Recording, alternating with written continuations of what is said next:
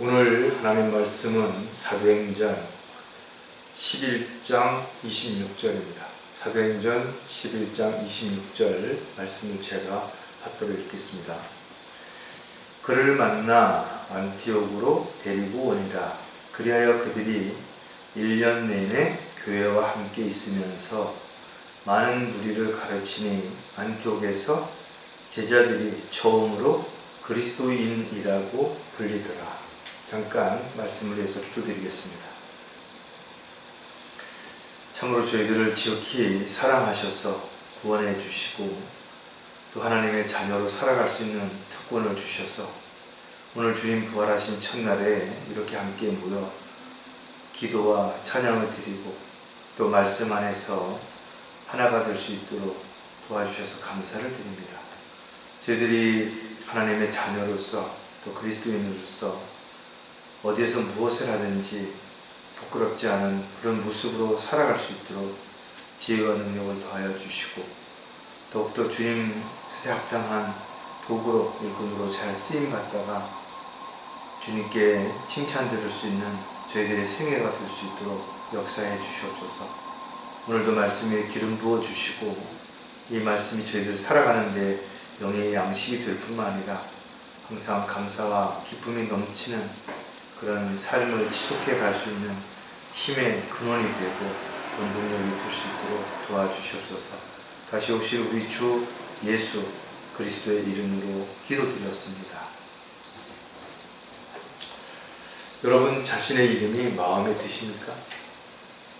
어떤 사람들은 이름 때문에 놀림을 당하기도 하고 또 같은 이름이라는 이유로 손해를 보기도 하고 또 그 이름으로 인해서 많은 다양한 오해를 받거나 또 문제가 일어나기도 합니다.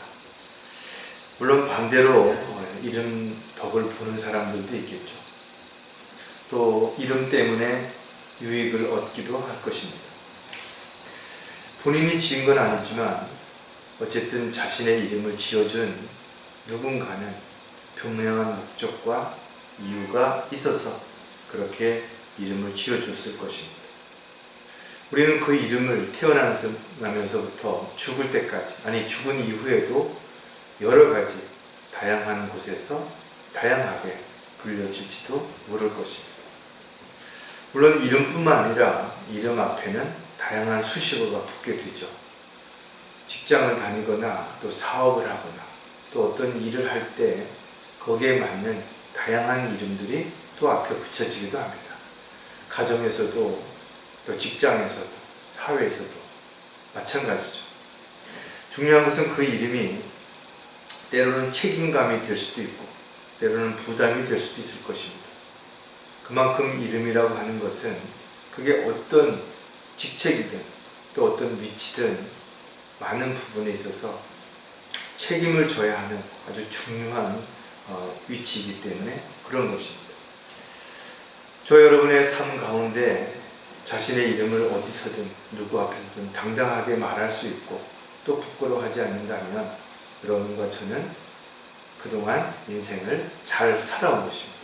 왜냐하면 많은 사람들이 자신의 이름을 부끄러워하고 감추고 또 속이려고 하기 때문에 그런 것이에요. 세상에서도 다양한 이름들이 칭찬을 받고 존경을 받고 또 대접을 받지만 그 어떤 이름보다도 바로 예수라고 하는 이름이야말로 가장 위대하고 또 가장 많은 사람들에게 칭송을 들을 수 있는 그런 이름이 분명할 것입니다. 이 이름은 예수님 태어나기 오래전에 미리 예언되어졌고 또 그 이름 자체가 이스라엘 백성을 구해낼 것이다 라는 이름이기 때문에 참으로 귀한 이름입니다. 뿐만 아니라 세상의 어떤 이름도 구원해 줄 수 있는 그 이름을 예수 외에 다른 데 주신 적이 없고 따라서 모든 사람들은 언젠가는 모두 예수 그리스도 앞에 무릎을 꿇게 될 것이고 예수님을 주라고 부르게 될 것이에요. 저와 여러분도 역시 예수 그리스도를 믿음으로 인해서 구원받았을 뿐만 아니라 예수 그리스도를 믿고 하나님 자녀로서의 삶을 살아가는 모든 날들 동안 주님과 함께 동행할 것이고, 이제 곧 다시 오실 주님을 만나게 되면 우리는 더욱더 주님께 영광을 돌려드리는 그런 삶을 살게 될 것입니다. 자, 오늘 설교 제목은 성도들에게 주어진 다른 이름들이라는 제목을 가지고 함께 말씀을 살펴볼 것입니다. 처음에 교회에 나오는 사람들에게 직분이 없을 때 성도라고 불리지만, 사실은 성도라고 하는 이름이야말로 가장 귀한 이름입니다. 왜냐하면 예수님을 믿고 구원받은 사람들을 성도라고 표현하기 때문에 그런 것이에요.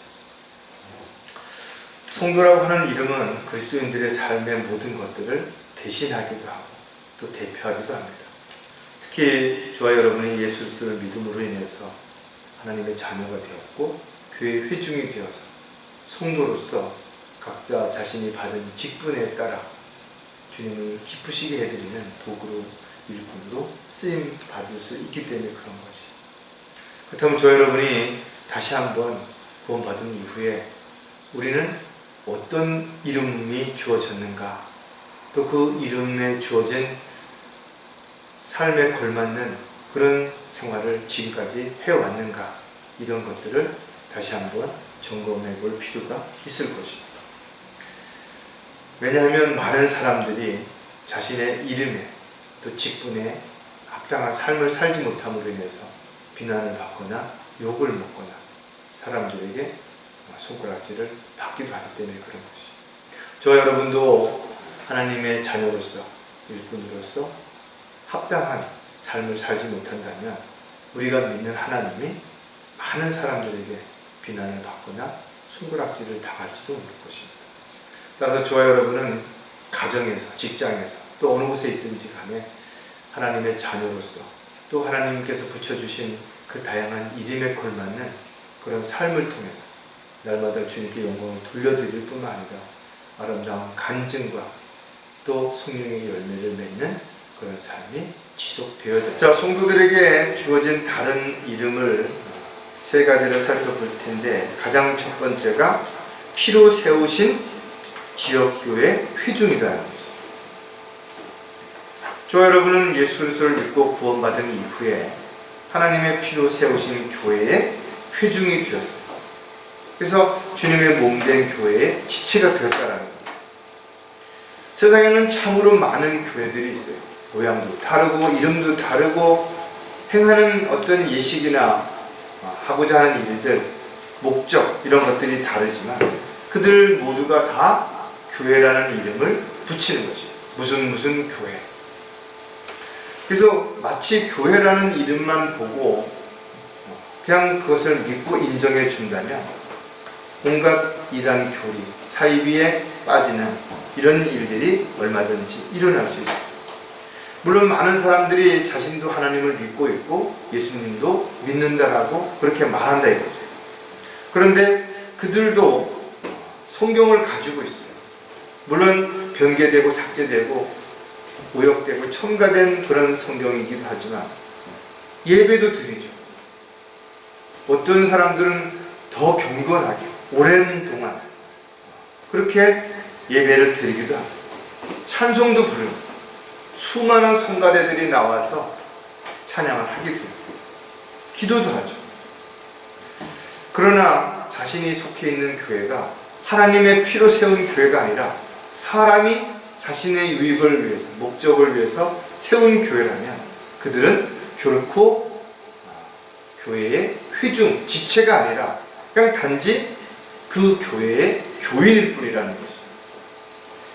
어떤 사람들은 자신이 어떤 교회를 선택하지 않습니다.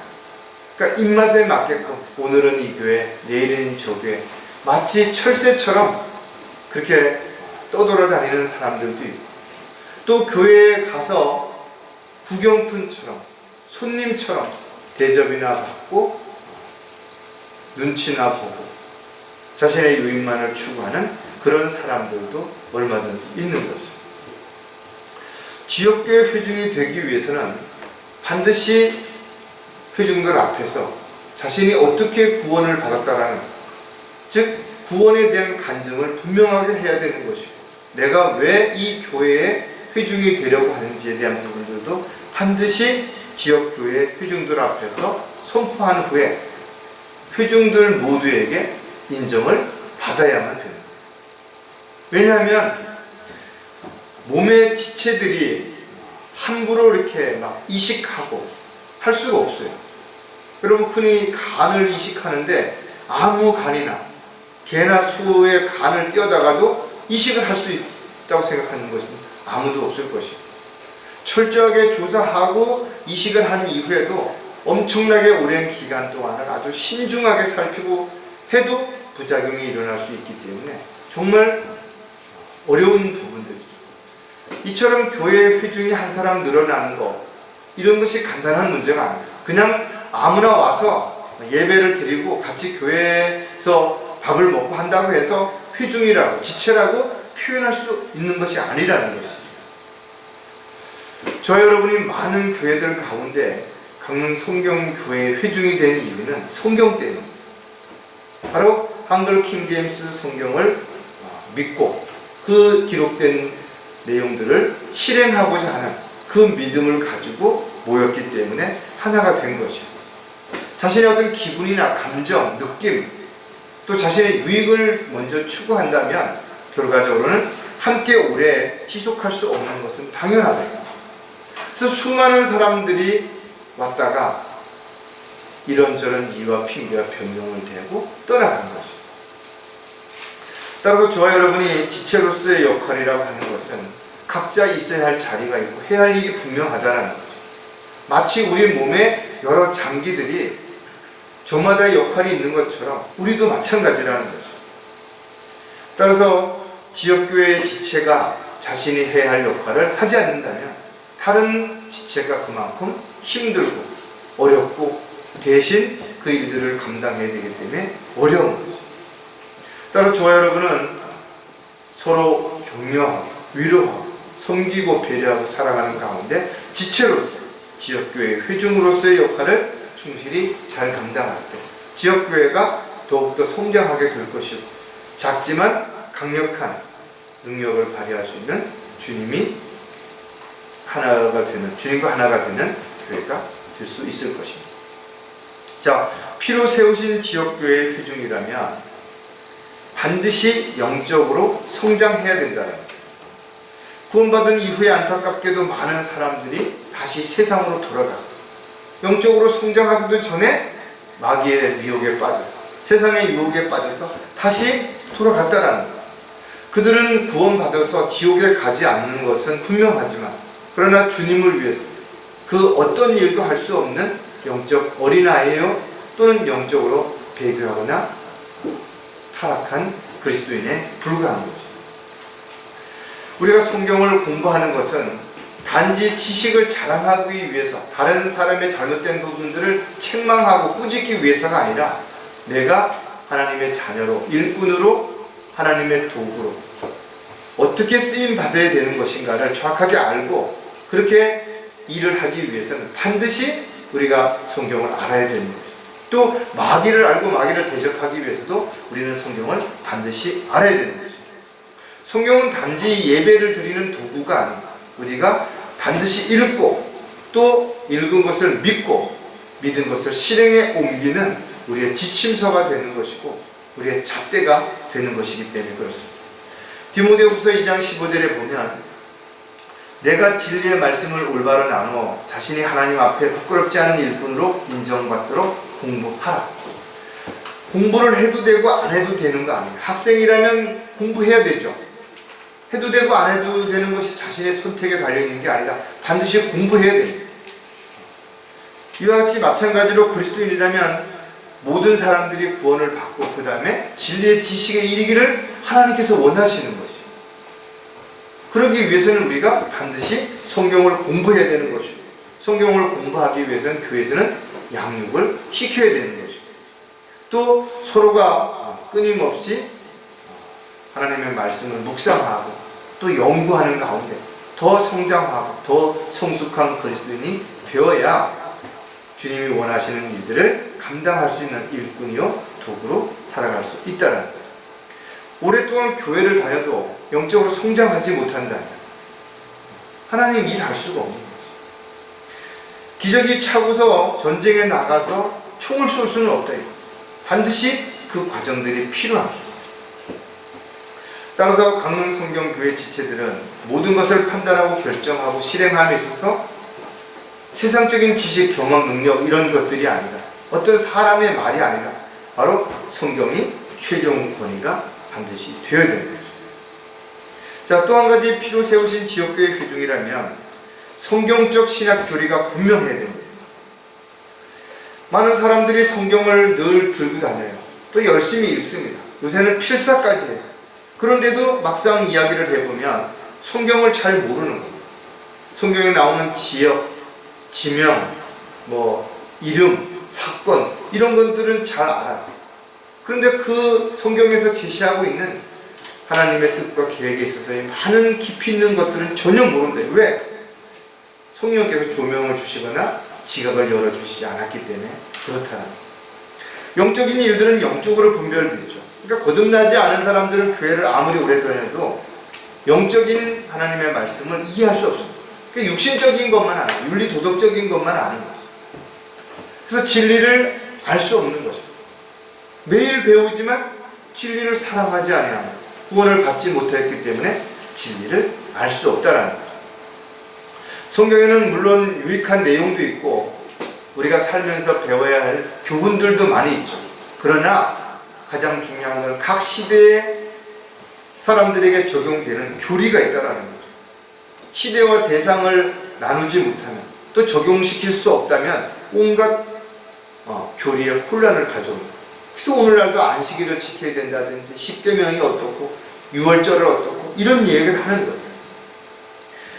우리에게 주어진 말씀과 구약 시대의 이스라엘 백성에게 주어진 것은 다르죠.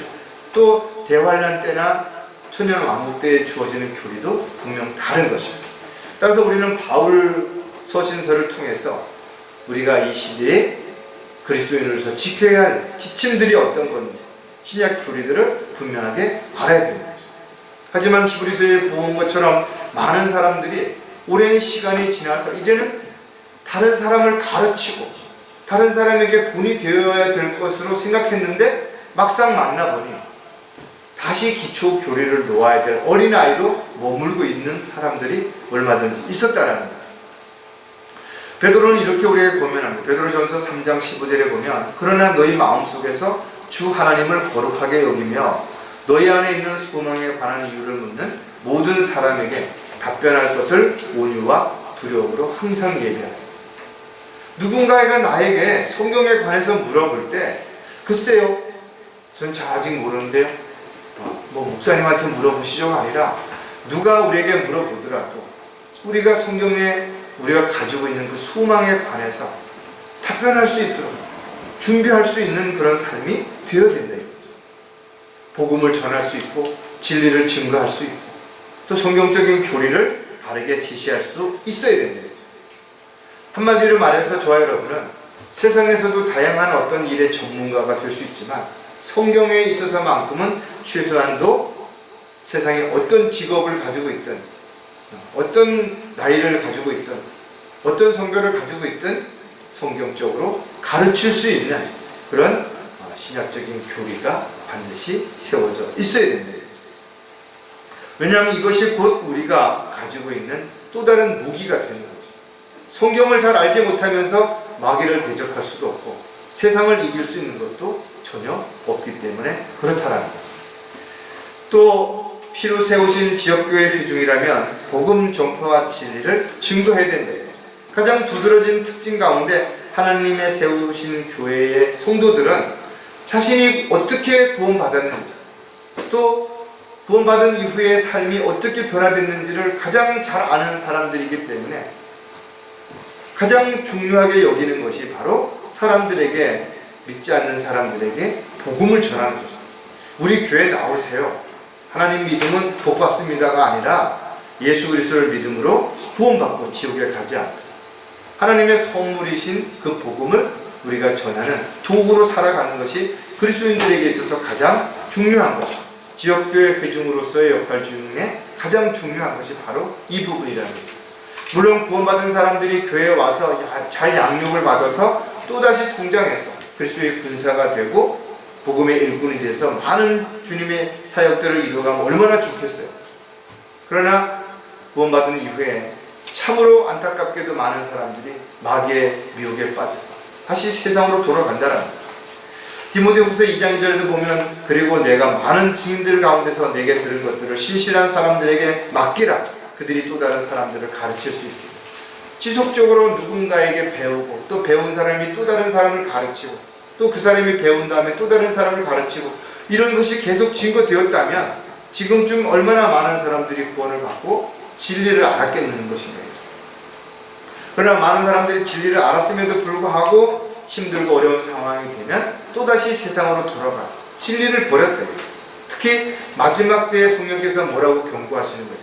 수많은 사람들이 진리를 버리고 세상에 가려운 길을 즐겁게 해줄 그런 선생들을 두게 될 것이고 그런 자들을 따라가게 될 것이라는 것이죠. 그분 안에서 너희도 진리의 말씀 곧 너희 구원의 복음을 듣고서 그분을 신뢰하였으니 또 너희가 그분을 믿고서 약속의 성령으로 인침을 받은 것이다. 진리를 사랑하는 사람, 즉 진리의 말씀을 듣고 구원받은 사람들, 그런 사람들은 모두 주님을 따라가고 주님을 믿고 주님이 맡겨주신 일들을 감당하면서 살아가는 그런 지역교회의 회중으로서의 역할을 충실히 할 수 있다는 것. 하나님께서는 지역교회를 세워주시고 돌봐주시고 보호해주실 뿐만 아니라 새로운 사람들을 붙여주시고 또 우리를 강성하게 성장시켜서 주님의 귀한 일꾼으로 주님의 도구로 쓰임받을 수 있게 해주실 것입니다. 하지만 우리가 노력한다고 해서 애쓴다고 해서 수많은 사람들이 교회에 붙여질 거라는 착각을 하면 안 된다. 왜? 많은 사람들이 크고 대접받고 인정받는 그런 교회 다니기를 원하는 거죠. 특히 마지막 교회 시대는 대형 교회들이 사람들의 시민의 권리를 주장하는 것들을 받아서 그렇게 자신들이 가진 것을 자랑하고 자신이 어떤 처지에 있는지 전혀 모른 채 살아갈 것을 성경은 이미 경고했기 때문에 우리는 이와 같은 것들을 너무나 잘 알고 있다는 겁니다. 자, 성도들에게 주어진 또 다른 이름이 뭔가 하면 영으로 거듭난 그리스도인입니다.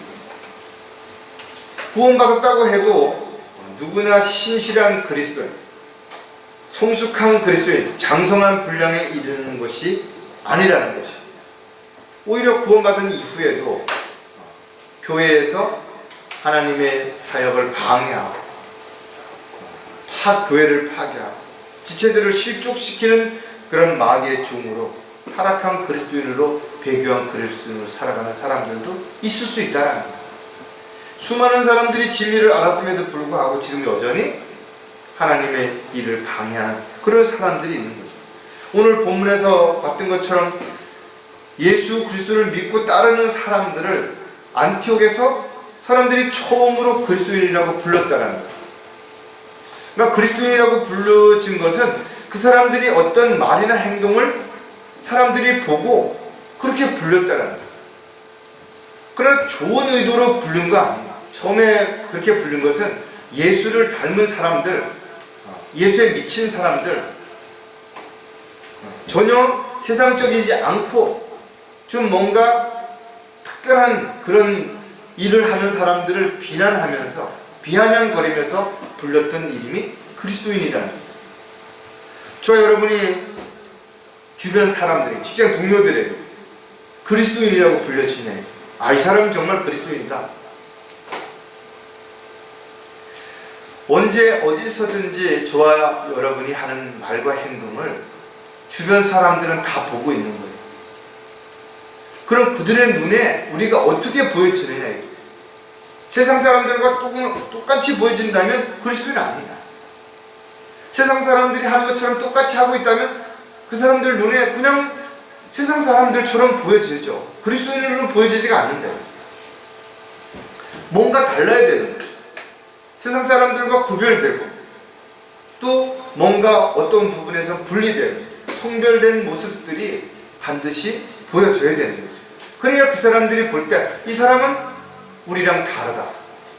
뭔가 삶의 목적이 다르고 가치관이 다르고 매일매일 보고 듣고 행동하는 것이 뭔가 다르다. 그럼 저 사람이 무엇 때문에 다른 것인가 이거죠. 그래서 그 사람들이 살펴봤더니 저 사람들이 하나님을 믿는 사람이다. 세상적인 것이 아니라 영적인 것들을 추구하는 사람, 눈에 보이는 것들이 아니라 보이지 않는 것들을 바라보는 사람, 썩을 것을 위해서 일하는 것이 아니라 썩지 아니할 것을 위해서 일하는 사람, 세상이 아니라 위에 있는 것들을 보고 뭔가 소망을 가지고 살아가는 사람들. 이것이 세상 사람들에게 보여졌을 때 그 사람들이 힘들고 어렵고 감당할 수 없는 상황에 처해졌을 때 여러분들이 이럴 때 어떻게 해야 되는지, 그랬을 때 여러분들이 우리는 하나님을 믿는 사람으로 하나님 앞에 기도하고 하나님 주시는 지혜와 능력으로 이런 모든 것들을 해결할 수 있다. 이런 부분들을 가지고 이야기할 수 있다. 즉 다시 말해서 그리스도인다워야 되는 거예요. 그리스도의 향기가 나야 되는 거죠. 그리스도인으로서 열매를 맺어야 되는 거죠. 과연 우리에게 주어진 그리스도인이라는 이 이름에 걸맞는 그런 모습으로 우리가 지금 살고 있는 것인가요? 그런 모습으로 비춰지고 있는 것인가? 그런 모습으로서의 어떤 향기가 나고 있는 것인가? 이런 부분들을 우리가 또한 점검해 봐야 됩니다. 영으로 거듭난 그리스도인이라면 어둠을 밝히는 빛이 되어야 됩니다. 빛은 가장 중요한 역할이 어둠을 밝히는 거예요. 여러분 낮에는 등을 잘 안 쓰잖아요. 근데 밤에 깜깜할 때 등을 쓴다 해죠. 가로등불이 낮에는 안 켜지죠. 밤에 켜지는 거예요. 어둠이 짙을수록 빛은 더 멀리 가죠. 더 환하게 비춰집니다. 세상이 죄악으로 가득하면 가득할수록 그리스도인들은 더 빛이 나야 되나, 더 두드러지게 드러나야 된다. 멀리서도 저 사람은 다른 사람이다, 특별한 사람이다, 이게 보여줘야 된다. 그러나 우리가 한 가지 알아야 되는 것은 예수님이 오셨을 때 어둠은 자신들의 더러움이 드러나는 것을 두려워서 빛으로 오신 예수님을 어떻게 했어요? 십자가에 못 박았다는 거죠. 세상은 죄악으로 가득해질수록 빛의 자녀들, 그리스도인들은 오히려 비난을 받고 욕을 먹고 손가락질을 받고 미움을 받고 시기와 대상이 되는 것 당연한 것입니다. 그럼 마지막 때가 가까이 올수록 점점 더 세상은 죄악으로 가득할 거라고 그랬잖아요. 그럼 마지막 때가 될수록 신실하게 살고자 하는 사람들이 박해를 받는 건 지극히 당연한 거예요. 세상 사람들에게 미움을 받는 건 당연한 거예요. 근데 여전히 교회를 다니면서 세상에서 인정받고 세상 사람들에게 존경을 받고 세상 사람들이 좋아한다면 그는 뭔가 잘못된 거예요. 물론 인간적인 면에서 육신적인 면에서 우리가 너무 까칠하고 또 주변을 외면하고 그러라는 얘기 아니라 이거죠. 우리도 자신이 가진 것들을 나누고 사랑하고 배려하는 부분에 있어서 우리도 본을 보여야 되는 것도 사실이죠. 그러나 더더욱 중요한 것은 영적인 부분에서 정말 빛이 되어야 된다. 에베소서 5장 8절에 보면 너희가 한때는 어둠이었으나 이제는 주 안에서 빛이니 빛의 자녀들로서 행하라. 저와 여러분도 마찬가지. 사도 바울이 그렇게 고백했던 것처럼 구원받기 전에는, 예수님을 만나기 전에는 어둠에 속한 자들로서 어둠의 일들을 사랑하며 그래 살았던 것이 분명하다. 근데 바뀌어진 거예요. 신분이. 어둠의 자녀에서 빛의 자녀, 마귀의 자녀에서 하나님의 자녀로 바뀌어진 것이다. 그렇다면 빛의 자녀들은 어떻게 살아야 되는 것이냐.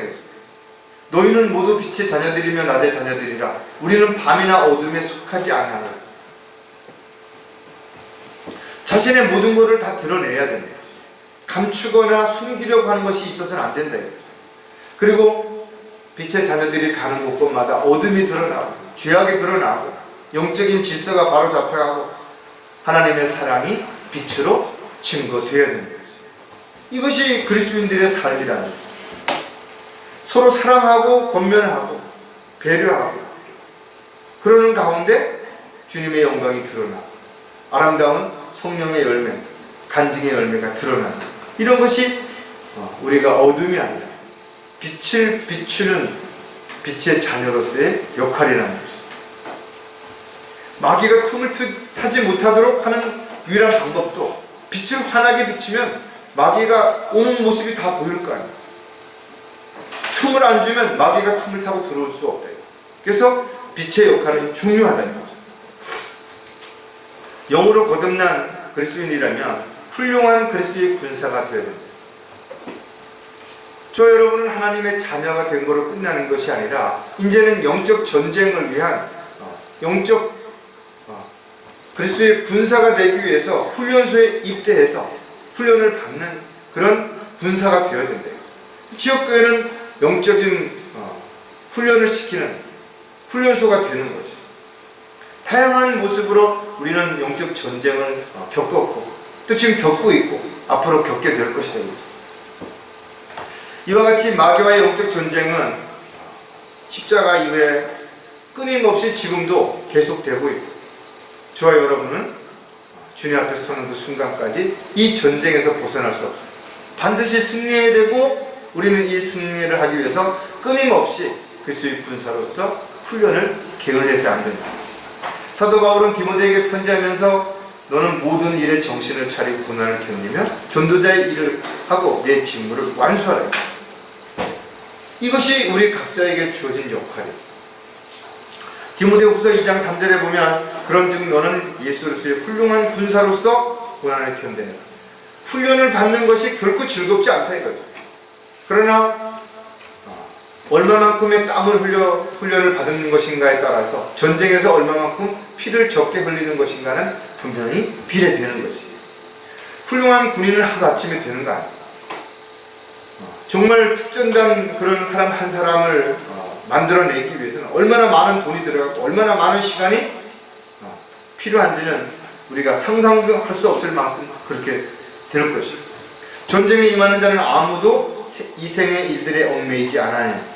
전쟁에 나가는 사람이 온갖 집안일 걱정하고 뭐 걱정하면 어떻게 나가서 싸울 수 있겠어요.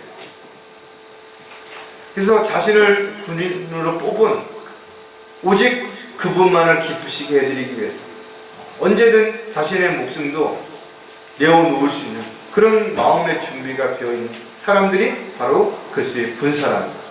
우리는 반드시 영적 전쟁에 임할 때 사기가 충천해 있어야 되는 것이고 반드시 이긴다는 확신과 믿음을 가지고 있어야 됩니다.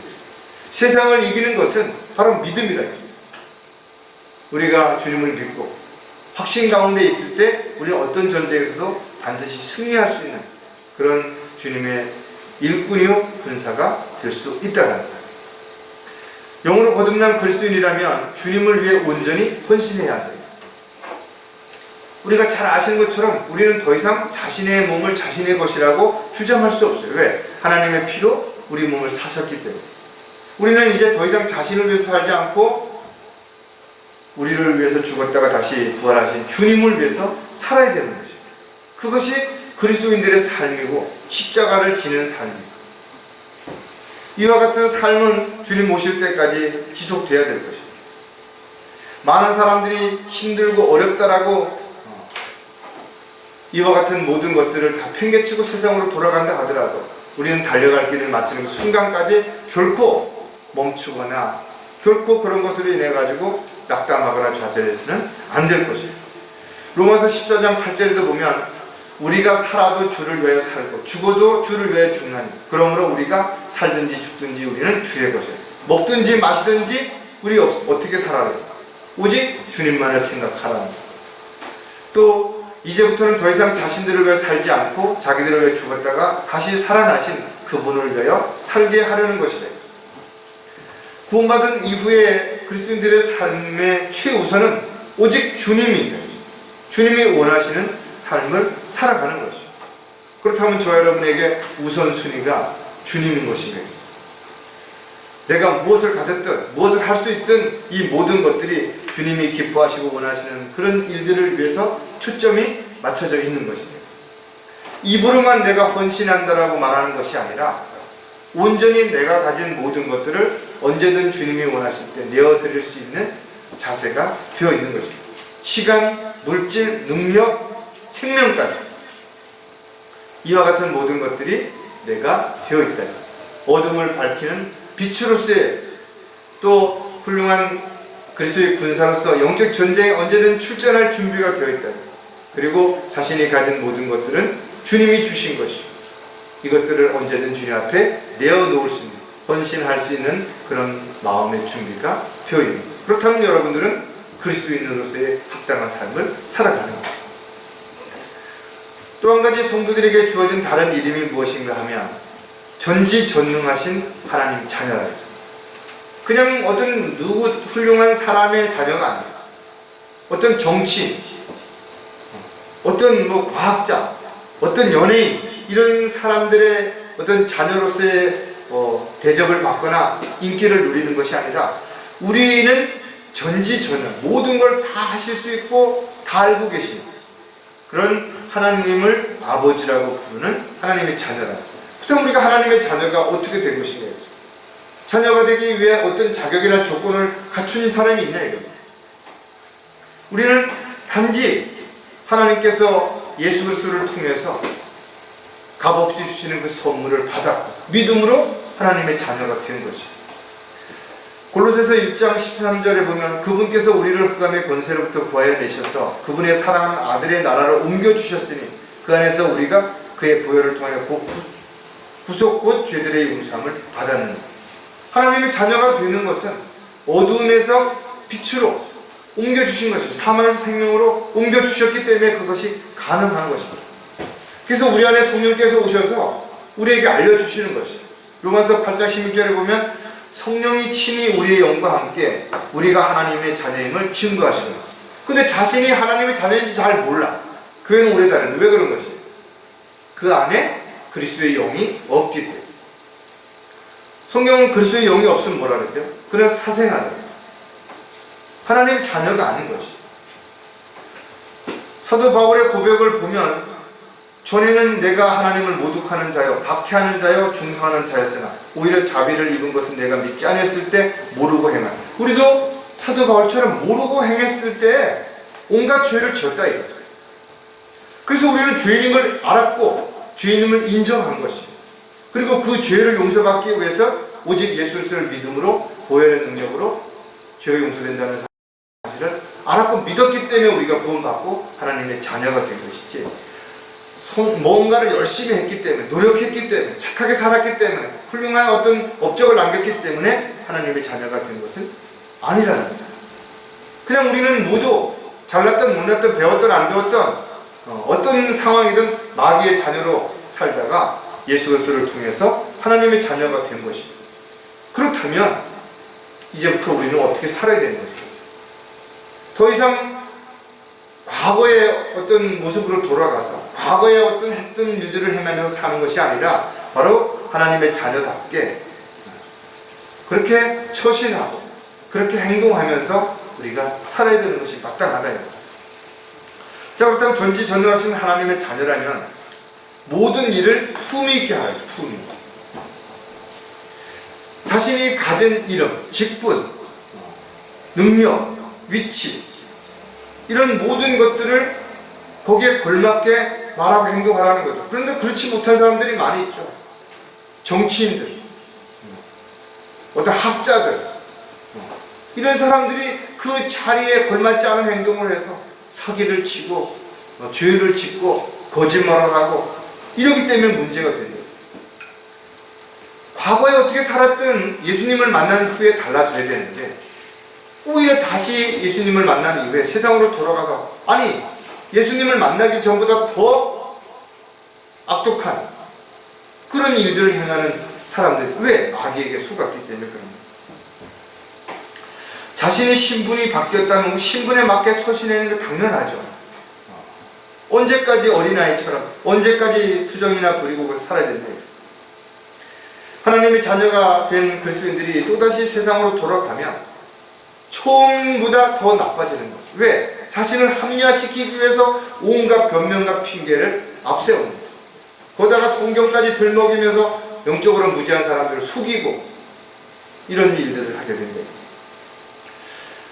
이 세상과 일치하지 말고 마음을 새롭게 하면서 변화를 받아 하나님의 선하시고 기뻐하시고 온전하신 뜻이 무엇인지 어떻게 해야 되는? 입증해야 되는. 이게 그리스도인들의 삶. 이것이 품이 있는 삶을 살아가는 그리스도인들의 모습이래요. 고린도전서 14장 40절에 보니까 분명하게 제시하고 있죠. 사도 바울이 고린도의 육신적인 그리스도인들에게 편지하면서 모든 일을 품위 있게 하고 질서 있게 하죠. 그리스도인들의 삶은 품위가 있어요. 하나님의 자녀다운, 그리스도인다운 뭔가 품위가 있어요. 말하는 거, 행동하는 거, 또 자신을 통해서 무질서한 것이 아니라 질서의 하나님이신 그분이 나와 함께 계시고 내가 그분을 믿고 따른다면 나도 역시 질서 가운데 행하는 것이 당연한 것이다. 따라서 세상 사람들 앞에 비굴해서도 안 되겠지만 그러나 자만하거나 교만해서도 안 될 것입니다. 언제 어디서든지 겸손하게 그러면서도 하나님의 자녀답게 당당하게 비굴하지 않는 그런 모습이 우리의 삶 가운데서 반드시 열매를 드러났어요. 누가 보더라도 정말 하나님의 자녀다운, 비록 세상적으로 볼 때 비싼 옷을 못 입고 세상 사람들이 이야기하는 어떤 높은 지위에 있지 않다 하더라도 그리스도인을 저 사람 정말 그리스도인답다 라는 하나님 자녀답다라는 말을 들을 수 있는 저와 여러분이 반드시 되어야 될 것입니다. 전지전능하신 하나님의 자녀라면 나그네의 시절을 두려움 속에서 지내야 됩니다. 지금 우리의 삶은 나그네요 순례자처럼 살아가는 것을 우리가 분명히 알고 있죠. 왜? 잠깐 후에는 모든 것이 끝날 것이기 때문에 우리가 가지고 있는 건 모두 아무것도 가져갈 수 있는 게 없어요. 돈, 명예, 권력 다 이 세상에 남겨두고 우리는 주님 부르실 때 그냥 순식간에 주님께로 올라가게 될 것입니다. 온 우주 만물을 말씀으로 창조하시고 운행하시는 하나님을 우리가 아버지라고 부른다면 이 세상을 살아가는 동안 어떻게 살아야 될 것입니까? 어떤 일도 조급하게 서두를 필요가 없다 이거죠. 악인들의 번영을 두려워할 필요도 없다 이거죠. 나이를 먹고 질병이나 사고로 죽을까 두려워할 이유도 없다 이거죠. 우리에겐 영원한 생명이 있고 곧 주님을 만나게 될 것이고 영광스러운 몸으로 변모될 것이기 때문에 이것이 우리에게 준 산 소망이다. 부활의 소망이고 복된 소망이다. 그런데 그리스도인들이 이런 소망을 가지고 있음에도 불구하고 이 세상에 있는 것들만을 바라고 세상에 있는 것들을 자랑하고 세상에 있는 것들에 마음 뺏기면서 살아간다면 성경은 뭐라 했어요? 가장 비참한 사람이다. 베드로전서 1장 17절에도 보면 또 외모로 보지 않으시고 각 사람의 행위에 따라 판단하시는 분을 너희가 아버지라 부른다면 너희의 이곳 나그네 시절을 어떻게 두려움 속에 보내라. 정말 우리가 두려워해야 할 부분은 하나님밖에 없어요. 우리가 하나님 뜻대로 살지 못하는 것에 대한 두려움을 가져야 되는 것입니다. 우리는 이제 머지않아 본향을 향해서 가게 될 것이고 그때까지는 나그네의 순례자처럼 이 세상에 미련을 두지도 말고 마음을 두지도 말고 목적을 두지도 말고 모든 것들을 주님께서 인도하시는 거예요. 또 돌봐주시고 보호해주시고 지켜주시는 확신 가운데 우리가 하루하루를 살아가야 되는 거죠. 모든 일에 있어서 여러분들이 마음의 여유를 가지고 또 주님 다시 오시는 그 소망을 가지고 주어지는 시간들을 헛되이 낭비하지 않는 그런 삶을 살아간다면 여러분의 이와 같은 나그네 시절이야말로 주님 앞에 섰을 때 가장 가치 있고 의미 있는 삶을 살았다고 칭찬을 받게 될 것이 분명합니다. 전지전능하신 하나님의 자녀라면 아버지 뜻을 따라야 한다. 아버지 뜻을 따라 살아야 되는 것이 당연하다. 내 뜻대로가 아니라 우리 아버지 뜻대로 아니라 하나님 아버지 뜻대로 살아야 되는 거죠. 부모라면 자식이 훌륭하게 성공하고 잘 되기를 바라는 부모 모두 다 그렇겠죠. 잘 안 되길 바라는 부모 어디 있겠습니까? 그러나 하나님 자녀가 하나님의 자녀들에게 하나님 아버지가 하나님 자녀들에게 바라는 것은 세상 부모가 바라는 것하고는 다르다는 겁니다. 예수님께서는 하늘 보좌를 버리시고 이 땅에 오신 목적은 아버지의 뜻을 이루기 위해서 오신 것이죠. 그래서 예수님은 십자가에 못 박혀 죽으셨을 때 다 이루었다라고 말씀하시더라고요. 기도하실 때도 내 뜻대로가 아니라 아버지 뜻대로 이루어지기를 원하나이다. 저 여러분도 마찬가지입니다. 누가복음 22장 42절의 말씀을 한번 좀 다시 생각해 보고, 말씀하시기를 아버지시여 원하시면 이 잔을 내게서 옮겨 주옵소서. 그러나 내 뜻대로 하지 마옵시고 아버지의 뜻대로 하옵소서 라고 하시더라고요. 여러분들도 여러분들이 필요한 것들을 주님 앞에 구할 수 있죠. 물질이든 시간이든 건강이든. 그러나 이 모든 것들을 구하는 것 자체가 나쁜 건 아니죠. 그러나 그것들을 구하되 자신의 욕심이라든지 정욕을 위해서라든지 이것이 아니라 아버지께서 원하시는 건지 아닌지는 잘 모르지만 내가 이와 같은 것들을 아버지 앞에 구했는데 이것이 정말 아버지 뜻대로 이루어지기를 원합니다. 아버지께서 보셨을 때, 판단하셨을 때 옳지 않으면 이루어 주시지 말고 거절하시라 이거죠. 구원받은 그리스도인들은 누구나 하나님을 아버지라고 부를 수 있는 특권이 주어진 것이, 그러나 그의 행동, 그의 말이 곧 하나님 아버지를 사람들에게 비난을 받거나 욕을 먹게 만들 수도 있다는 거예요. 세상에서도 자식이 훌륭하게 성공하면 그 아버지가 사람들한테 칭찬을 받죠. 그런데 자식이 엉망으로 살면 부모는 아무 잘못이 없는데도 불구하고 자식 때문에 얼굴을 들고 다니지 못하는 부끄러운 모습들이 될 수도 있다는 겁니다. 저와 여러분, 하나님 아버지의 자녀로서 하나님 아버지께 영광을 돌려드리는 삶을 살아가는, 당연하죠. 세상을 사랑하거나 세상에 있는 것들을 사랑함으로 인해서 하나님의 자녀로서의 신분을 망각한 채 헛된 것에 마음을 뺏기고 살아간다면 곧 주님을 만났을 때 얼마나 수치와 부끄러움을 당하게 될지를 우리는 분명히 기억해야 될 것이죠. 저와 여러분은 강릉성경교회의 회중이다 이거죠. 그리고 성령을 통해서 거듭난 그리스도인이 분명한 것이죠. 더 나아가서 하나님을 아버지라고 부를 수 있는 하늘나라의 생명책에 이름이 기록되어 있고 곧 다시 오셔서 우리의 이름이 불려질 하나님 아버지의 자녀라 이거죠. 뿐만 아니라 저 여러분은 예수 그리스도의 증인이에요. 그 복음을 전해야 됩니다. 진리를 증거해야 되는 거죠. 또 새로 피로 맺은 새 언약의 일꾼인 것이, 우리는 일을 해야 되는 일꾼으로서의 또 종으로서의 역할을 또 충분히 잘 감당해야 됩니다. 더 나아가서는 영적 전쟁에서 나가서 그리스도의 군사로, 또 예수 그리스도를 대신해서 그리스도의 대사로서 역할도 해야 되는 거죠. 이와 같은 하나님의 종료 일꾼이여 도구로 살아가기 위해서 저와 여러분은 자신에게 주어진 이 다양한 이름들에 걸맞는 합당한 그런 모습으로 살고 있는 것이며, 이런 부분들을 우리가 한번 좀 생각해 본다면 단지 우리가 구원받은 이후에 성도로서 뿐만 아니라 그 이후에 주어진 다양한 이름들에 걸맞는 삶을 살아갈 때 주님께 영광을 돌려드리는 저와 여러분이 되실 수 있을 것입니다. 기도하겠습니다. 하나님 아버지, 참으로 감사를 드립니다. 저희들을 구원해 주시고 성도로서 또 지역교회 회중으로서 하나님의 자녀로서 예수 그리스도의 증인으로서 그리스도의 군사로서 또 대사로서 새 언약의 일꾼으로서 주님의 도구로서 갖가지 이름으로 붙여진 저희들에게 이 역할을 잘 감당할 수 있도록 지혜와 능력을 허락해 주시고 또 그 이름에 걸맞는 부끄럽지 않은 삶을 살아갈 수 있는 열매 맺는 저희들이 될 수 있도록 도와주시옵소서. 다시 오실 우리 주 예수 그리스도의 이름으로 기도드렸습니다.